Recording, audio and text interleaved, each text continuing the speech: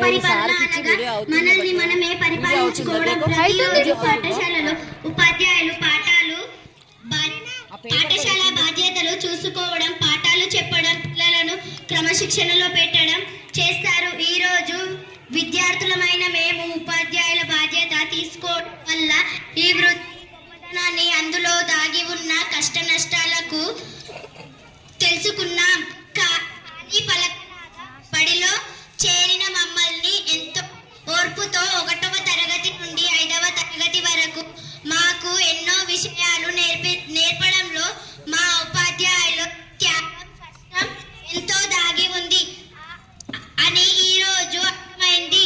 వారు పడిన కష్టానికి మేము బాగా చదివి ఉన్నత స్థితికి చేరుకుంటానని, మంచి పేరు తెచ్చుకుంటామని నాకు ఈ అవకాశం ఇచ్చినందుకు అందరి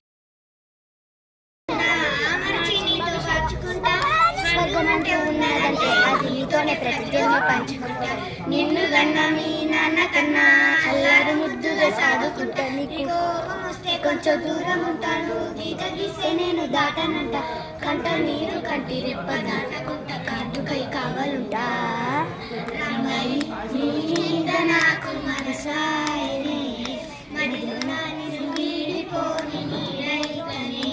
ఓ రాజా నీ మీద నాకు మనసాయనే, మడిలో నా నిన్ను వీడిపోని నీడైతనే.